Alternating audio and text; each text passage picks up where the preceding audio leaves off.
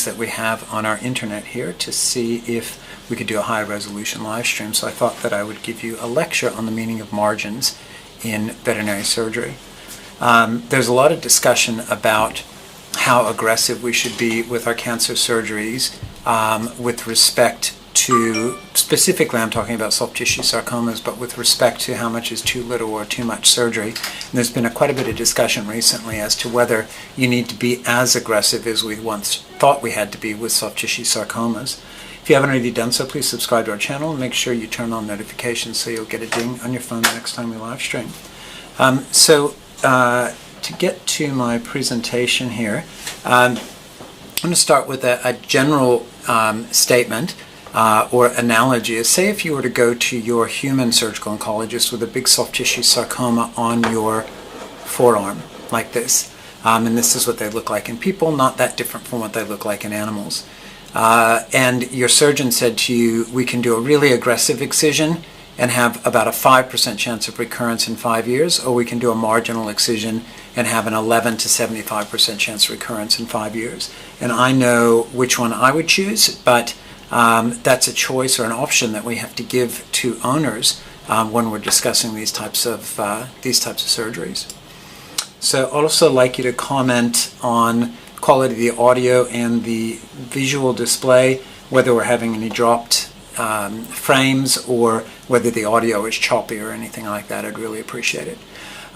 There's a saying, when all you have is a hammer, everything looks like a nail. And the tendency is that when we do cancer treatment, if all we have is one certain type of treatment available in our practice, that's the surgery, or that's the type of treatment that we often do for our patients. So say, for example, if all we have is surgery available and we don't have a medical oncologist and we can't offer chemotherapy, then we're going to say that every tumor is a candidate for surgery. Whereas if we had radiation therapy in the practice, we might treat our patients a little bit differently with respect to the type of surgery that we did.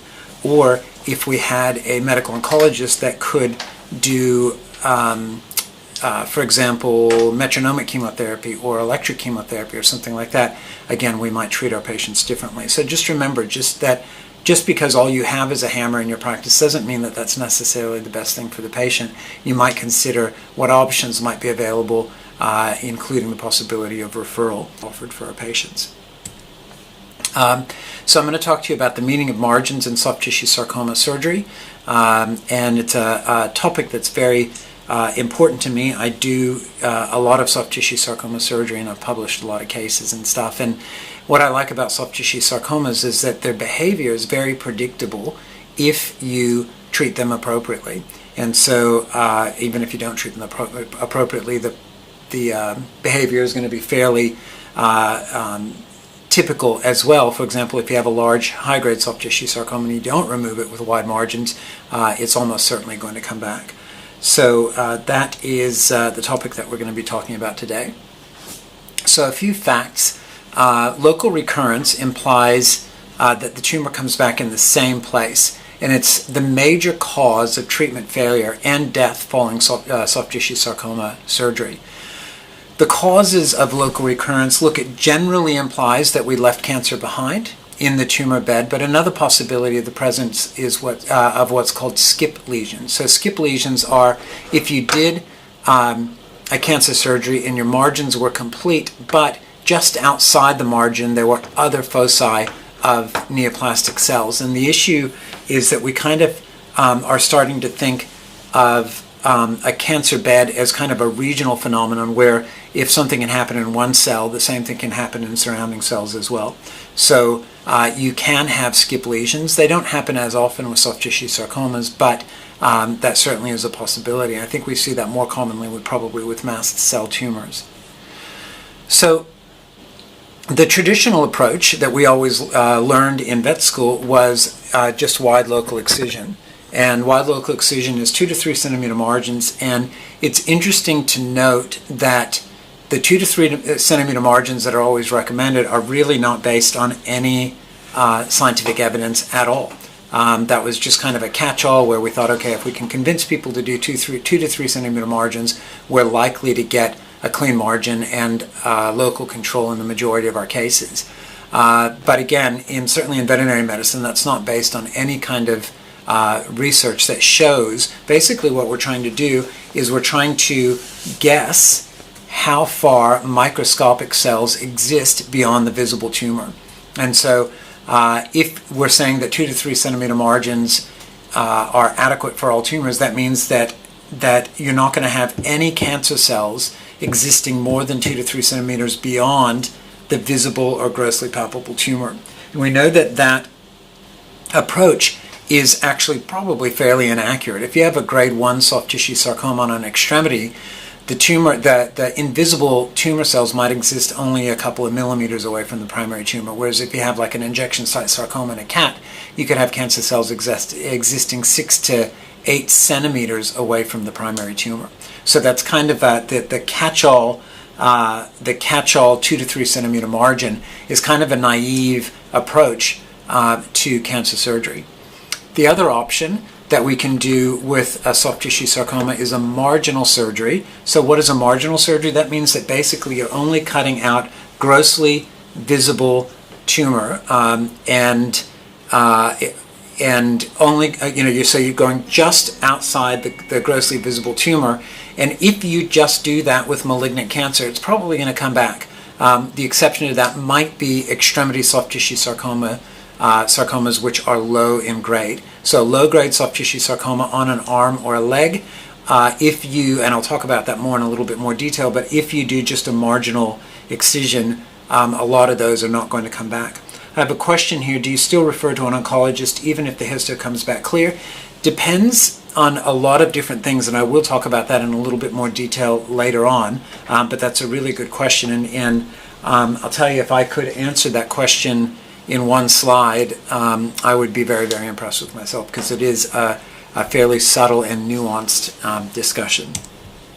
All right, so what are the predictors of local recurrence? What are things that are going to tell us that a tumor is likely to come back in the same spot? Well, number one, the extent of surgery. Big surgery results in better local control, and that's been shown many, many times, that if you get, for example, with injection site sarcomas in cats, if you get a 5 millimeter margin, you're going to have half of them back in about 2 months. If you do a 2 centimeter margin, you're going to get half of them back in about 8 months. If you do 2 centimeter margin and radiation therapy, you're going to get half of them back in about 2 years. And if you do 5 centimeter margins without radiation therapy, you're never going to reach a median. Only 14% of those recur. And so certainly with a very aggressive tumor like an injection site sarcoma in a cat, big margins means better chance for a cure. The other thing that's interesting is the surgeon's perception of the completeness of surgical margins has been shown, at least in human medicine, to be as predictive as histologic margins in predicting recurrence. So if you walk out of theater and you pat yourself on the back and think, I've done a really good job here, I never came close to the tumor, that is light in margin. Whereas if you feel like you're cutting into tumor here and there, and as you're trying to establish a dissection plane, you see tentacles, that is almost certainly going to be an incomplete margin and almost certainly going to predict recurrence. The other thing that's been shown in a lot of different studies, particularly with soft tissue sarcomas, is the histological completeness of surgical margins, meaning does the pathologist see tumor cells abutting the surgical margin, and that in many cases is going to predict local recurrence. The exception to that would be mast cell tumors, where the completeness of surgical margins does not predict local recurrence. Now, why is that the case? Why are dirty margins not necessarily going to recur, and why are clean margins possibly going to recur? And so the reason is that with histologically incomplete margins, sometimes in the preparation of the sample, you'll have some of the fat that separates and exposes some of the tumor to the ink or to the pathologist, so that they think that it was an incomplete surgical margin when in fact it was complete.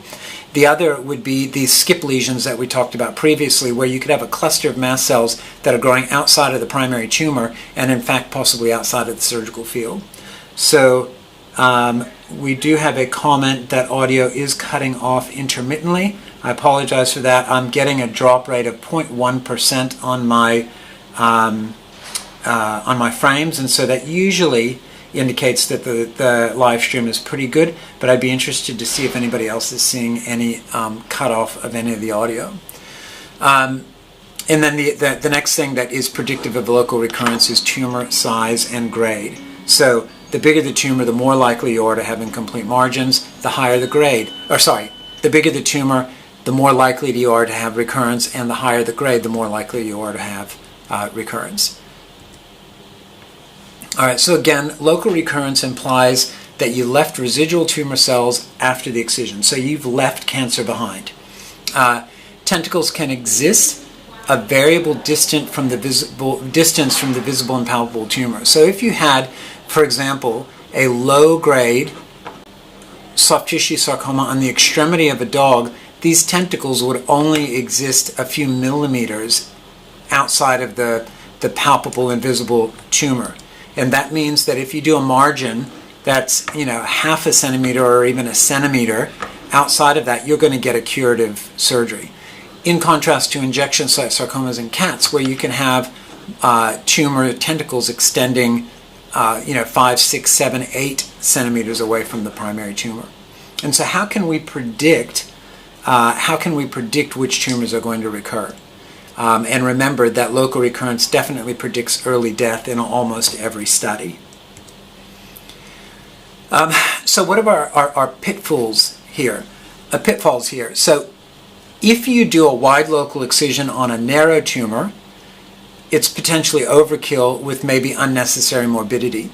And if you do a narrow excision on a wide tumor, you might have an incomplete excision with likely local recurrence. And so I knew of a guy that was hunting in South Carolina on his little canoe, and a water moccasin, which is a highly venomous snake, fell from a tree and into his boat. And he took his shotgun and shot the water moccasin, absolutely killed the water moccasin, but it also sunk the boat. And so that would be analogous to doing too wide an excision on a narrow tumor. All right, so what makes a good cancer surgeon? Well, a good cancer surgeon is just good at guessing how far cancer cells exist beyond the visible and palpable tumor. So a good cancer surgeon is just good at guessing how long those tentacles are going to be and then cutting just beyond them. So the objective, if you were the perfect cancer surgeon, would be to cut 1 micron beyond the last cancer cell. And we generally can't predict exactly in vivo exactly where those cancer cells are going to extend to. And so basically we have to use a margin which is wider than our best guess as to how far those tumor cells exist. So it really is just a guess. And what are we going to use to guess? Where we're going to use tumor grade, tumor size, histologic type, things like that, how the tumor palpates, those types of things to try to predict how wide a margin we need to get.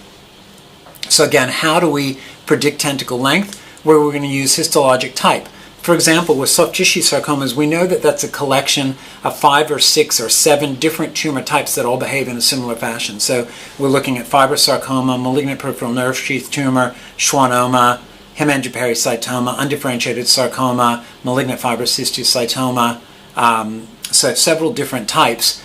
The histologic type of tumor is going to help predict how long those tentacles are going to be. And the reason why I put NPNST here is malignant peripheral nerve sheath tumors tend to be fairly benign, and they tend to be fairly well encapsulated, and they're less likely to have tentacles extending very far. Histologic grade. So histologic grade, we are going to need a biopsy in order to determine that. So if you have a tumor that's in a tough location, it actually might make sense to do a pre-surgical biopsy to figure out what the histologic type is and what the histologic grade is to help us determine how aggressive we need to be with our surgery. What's the anatomical location? So with soft tissue sarcomas, tumors that occur on the extremities tend to be more encapsulated or well enclosed than tumors that occur on the trunk. Palpable invasiveness, so how does the tumor feel? Like, can you move the skin independent of the underlying tissue, or does it feel like it's stuck to the underlying muscles or bones or whatever? And then the other thing that's really handy is sectional imaging, like CT scan or MRI. Now I have a question here. Can you comment on how histopathological assessment of tumor margins in vet med is not as detailed as what is done in humans? It's actually another lecture that I've got, but I can briefly touch on it in that in human medicine, because of the finances involved and the risk and the fact that people are going to live 40 years after surgery rather than 4 years after surgery, they tend to look a lot more closely at the surgical margins, and they'll take a lot more samples than we do in veterinary medicine. Why is that good? Well, with a human sample assessment and preparation, you're much more likely to pick up a dirty margin than you would in a dog, where if you're only taking 2 or 3 samples from the margin, it's conceivable that a tentacle could extend beyond the surgical margin in an area that the pathologist is not looking at. So that's a really good point. Thanks for that. As I said before, CT scan and MRI can help. So generally with trunk tumors, we pretty much universally recommend wide local excision. The reason why we do that, number one, is that they tend to be more invasive, and number two, we usually have more options for primary closure when they occur on the trunk and abdomen, or on the thorax and abdomen. So these are 2 different types of imaging. The first one is a CT scan, and the second is an MRI. But what I'm really looking at here is this soft tissue sarcoma in a dog. Look how crisp and clean those margins are. So this is likely to be a low-grade tumor. It's probably freely movable. It's completely surrounded by fat. This is just the thoracodorsal blood vessel. So that's not thoracodorsal. That's a deep circumflex iliac blood vessel that's extending into the tumor. So this is well encapsulated, big fat margin, and it's, hold on just a second, it's unlikely to pose a major challenge surgically in getting a clean margin. Now let's contrast that with an injection site sarcoma in a cat. Okay, so we've got this very nebulous looking tumor here in the interscapular space. We've got tentacles extending all the way out to here. That's probably 3 centimeters, and all the way out to here. So that's a tentacle going all the way out to there. So that's probably about 6 or 7 centimeters away from the primary tumor. So if you were to cut this with a half a millimeter or half a centimeter or even a 2 centimeter margin, you're almost certainly going to have, you're definitely going to have recurrence here. And that's what tends to happen with injection site sarcomas in cats. You're much more likely to have recurrence after a suboptimal excision. All right, so what about in extremity tumors? Extremity tumors tend to be lower in grade. My study that I did in 1996 looking at 75 soft tissue sarcomas of the trunk and extremities in dogs showed that the tumors that were on the extremities were definitely lower in grade. The other issue is that there are fewer options for reconstruction. So when we look at our map of axial pattern flaps here, we don't really have a lot of options that extend very far down in the antebrachial region in dogs. In the back leg, you have this genicular artery, axial pattern flap, which can extend down in this vicinity down here, and then you have the reverse saphenous conduit flap, which extends from the ankle up proximally on the medial aspect of the foot that can come down to basically down to the metatarsal region. And so if we have soft tissue sarcoma on the back leg, we're more likely to be able to get a wide excision and more likely to be able to primarily close it with an axial pattern flap. In the front leg, we don't have that luxury. We're not going to be able to, or not very likely to be able to get an axial pattern flap down there. Also, there's less tissue for primary closure, so the skin seems to be fairly tightly adhered to the underlying tissues. Now, I've got a question here. Today I saw a dog with a 5 centimeter diameter subcutaneous tumor in the neck located on the right jugular vein. My in-house cyto was consistent with spindle cell tumor. It's coming today for a biopsy, or coming in 3 days for a biopsy. So great. And while you have it there for a biopsy, I would recommend getting chest x-rays just to make sure there isn't evidence of secondary spread, because if there's already evidence of secondary spread on a chest x-ray, it really doesn't matter what grade it is. Remember that grade is going to be used to predict behavior, but staging with your chest x-rays is going to tell us how the tumor is behaving in real life, and so that's actually more important almost than grade. So if you have a definitive badly behaving tumor because it's got cancer cells in got tumor growing in the lungs, it doesn't really matter what grade it is. It's already established itself as a bad news tumor. All right, so a couple of studies that came out in a similar period of time looking at less aggressive excision of soft tissue sarcomas in the extremities. So this was Damiano Stefanello in Italy, and he had 35 dogs that they did marginal excision of low grade, so these are all low grade tumors at or distal to the elbow and stifle. And they followed them for a minimum of 180 days. And I'll submit that 180 days, since the median time in my study, the median time to recurrence of soft tissue sarcomas when it happened was 365 days.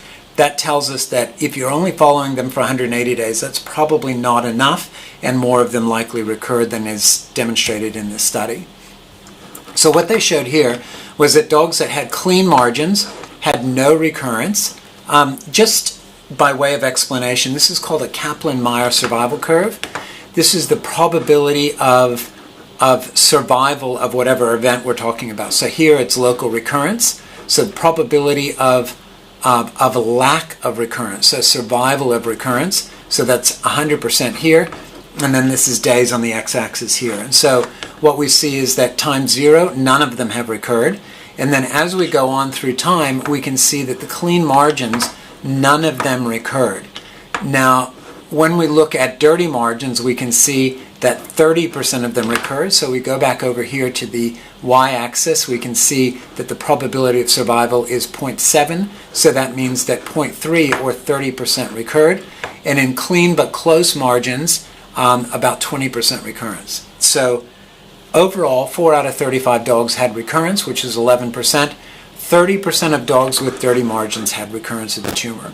So again, if my surgical oncologist came to me and said, what kind of surgery do you want on your extremity? One that's going to give us a 30% chance of recurrence, or one that's going to give us a virtually 0% of recurrence, which one would you want? I would rather be aggressive and be left with an open wound that's going to heal by second intention. I wouldn't worry about the scar very much on my arm, and I know that they've got great reconstructive options both in animals and in humans. All right, so in this study, all of these tumors were low grade. The median tumor diameter was 5 centimeters. 24 out of 35 got dirty or close margins, which was about 2/3 of them. All were closed primarily. They had an 11% recurrence rate. And so let's have a look at the different types of surgical excisions. So this is our tumor sitting here. This first white line is called a debulking surgery. Really has no place in veterinary medicine. It doesn't do us any good at all. If you email me or write me and tell me that you've debulked a tumor, I'm going to be sad. Okay? Marginal excision is when we're going just along the visible tumor margin, so just outside. And this is what they did in this study. 2/3 of them were either dirty or close margins, and 1/3 was a clean margin. Next most aggressive thing would be a wide excision, where we are staying far out of the tumor capsule, giving ourselves a margin of normal tissue beyond what we can palpate and see, and we're also taking a fascial plane deep to that tumor. All right, so this is in contrast to our study, where we had 31 dogs. We did wide local excision on all 31 patients, and we had left them all to heal by second intention. And what was wide local excision defined as was 2 centimeters lateral beyond all palpable or visible tumor, and 1 fascial plane deep. And we had a single dirty margin and a single recurrence, so 3.2%. We cut that dog again, and it was cured. And so out of these cases, 31 cases, we've had 0 recurrences and 0 metastases, interestingly.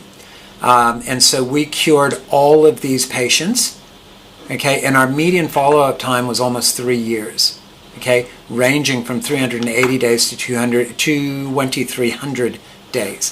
Okay, so our follow-up was longer, and we had a lower recurrence rate, suggesting that wide local excision is better for local cure of soft tissue sarcomas. So in our study, again, we had 31 cases. 24 out of 31 were grade 1, 7 were grade 2. So these were even more aggressive tumors than any other study. Our median tumor diameter was 4 centimeters, which is similar. Had 100% clean margins. And I apologize, I said that we had one dirty margin. We did not. We had one recurrence, but no dirty margins. 29 out of 31 healed by second intention. 2 required skin grafts. The median time to heal was less than 2 months. And again, we only had a single recurrence. But look at what we're doing here. We're doing a big excision. That's antebrachial fascia that we're taking off here. And then we're letting this heal by second intention. All right, so what about margin determination? Okay, what we want to do is we want to paint, or we want to ask the pathologist to tell us whether we got a clean margin or not. And what does that mean? It means were there tumor cells touching the surgical margin? Looking at margin determination, completeness of surgical margins is predictive of local recurrence of soft tissue sarcomas. Recurrence predicts early death, and wide excision is more capable of achieving clean margins. Okay, so you know where my vote goes as far as whether we're going to be aggressive or not aggressive with these cases, but you do need to have this conversation with the owners. So there are a couple of special considerations. Oral, high-grade, low-grade fibrosarcomas in dogs. So what are these? These are tumors that grow in the mouths of dogs, mostly golden retrievers. And what they find is that histologically they look low-grade, margins look complete, but the recurrence rate is very, very high with these. About 50% recurrence, 25% metastatic rate, even though they look like they're benign tumors on pathology. So if I have a soft tissue sarcoma of the mouth in a dog, I'm always worried that this is going to be a low-grade, high-grade sarcoma, which means that even with aggressive surgery, it has a high chance of local recurrence. This tumor has the highest rate of local recurrence of any tumor I remove in dogs. The other one that we've discussed in a fair amount of detail is injection site sarcomas. So again, we're going to have to be really, really aggressive with these 5 centimeter margins and 2 fascial planes deep. All right, so what if there's a way that we could predict our margins at the time of surgery? Wouldn't that be the holy grail? There's something in human medicine called Mohs surgery. What they do with Mohs surgery is that they do a thin resection. They send it off to the pathologist and they freeze it, and they can get a margin determination in about an hour. And so this only happens in big hospitals where you have a pathologist on site and you have the capability of doing frozen sections. And then they see where the margin was dirty. They come back and take a little bit more. Send that off. Wait another hour. Come back and take a little bit more. My mother had a tumor on her nose, which was about 1 centimeter in diameter, and her surgery was 6 hours long because they're trying to, again, go that 1 micron beyond that last cancer cell. That's something that we don't really do in veterinary medicine. Number one, we don't have the patients, and number two, we don't have a lot of practices that have a pathologist in-house with the capability of doing frozen sections. All right, so there's something else that can be done called optical coherence tomography. I've never used it, but basically what it does is it can read our surgical margins in real time. And so basically you administer a dye and you can look in real time where the cancer cells exist and know exactly what you have to remove. There's also something with indocyan and green that labels tumors that there are some surgeons that are using to try to read the surgical margins in theater. So you cut out a cancer and then you look down at the bed and whatever's glowing green is still cancer, so you go and cut a little bit more there. So that's kind of the holy grail. Problem is that optical coherence tomography only goes a few millimeters deep. Okay, so just a few millimeters. And so we're not going to be able to do really big surgeries. All right, so in conclusion, my approach to these is that recurrence predicts early death, complete margins predicts, or completeness of margins predicts whether or not you're going to have recurrence, but not all tumors are created equal. And so again, if we look at this Kaplan-Meier survival curve, we have 100% survival here on the y-axis and time in months on the x-axis. So the more steeper, or the steeper the line, the more likely you are to have recurrence. So this tumor with clean margins has a lower recurrence rate than these tumors with dirty margins. Is that clear to everybody, how a Kaplan-Meier survival curve looks? And so what we're doing here is we're going to look across the from the y-axis to that last recurrence, and that corresponds to about 66% recurrence-free or 34% recurrence rate with dirty margins, whereas with clean margins, we look at the y-axis, comes along at about 83% tumor or recurrence-free, which means 17% of those tumors have recurred. All right, so we're going to use parameters including histopathology type, grade, location, palpable invasiveness, and sectional imaging, if we have it available, to predict how much tumor surgery we have to do to get a cure. And then the other really important thing is informed consent. That is, asking the owners or giving the owners all this information, letting them make the decision as to whether they want you to cut big or little, whether they want you to refer, whether they want to go for radiation therapy afterward, those types of things. So we'll come back to my picture here, and I've got one more question here. Hi Charles, awesome talk, thank you. With the distal forelimb and hindlimb soft tissue sarcoma removal, what flexor and extensor tendons can you sacrifice without significant loss of limb function? So great question. With extensor tendons, so the ones that are on the top of the foot, you can take them all out. There's no problem at all because dogs have connective tissue that's going to keep the leg from hyperextending, and active extension of the paw is not a big part of ambulation. It's possible that on the savannas of Africa, a dog that's, a wild dog that's fighting for its food or having to trap its own food is more likely to be at a selective disadvantage without the extensor tendons. But a dog that's just living in somebody's home is going to have no problem with that. Now, what about flexor tendons? So I have removed all the flexor tendons in a few different dogs before. If you take the superficial flexor but not the deep flexor, they're going to walk with their toes. What will happen is that when they bear weight, their toes are going to curl. So it's kind of like what you see when you have a superficial flexor tendon avulsion or damage on your Achilles mechanism, is that they walk where they're plantigrade but that the toes are curled like this.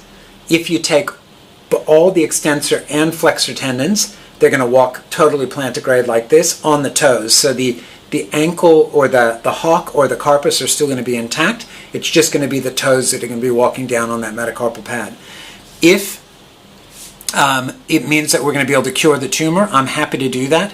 Probably be more likely to do that in a young dog, like a 5-year-old dog that has a higher chance of recurrence because it's just going to be around for a longer period of time. So more likely that that tumor is going to recur. If I had a 12-year-old dog, I might be more likely to use a less aggressive surgical excision or a marginal surgical excision. All right, so I'm just looking at my chat here. That's pretty much all I have to say, but I'll wait around for a few minutes. If you have any more questions, please stick around and go ahead and ask them. And if you're interested in seeing what other questions people might have, stick around and have a listen. Otherwise, I will see you guys again soon. Hopefully, I'll be live streaming surgery tomorrow.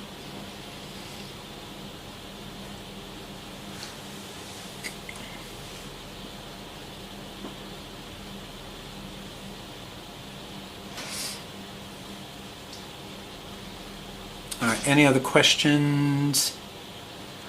All right, so we'll go ahead and leave it at that. We'll wrap it up. If you haven't already done so, please subscribe to our channel. Make sure you turn on notifications so you'll get a ding on your phone the next time we live stream. And please leave comments on the quality of the transmission, quality of the audio, so I can see if I can fix anything in the future. Thanks. Talk to you soon.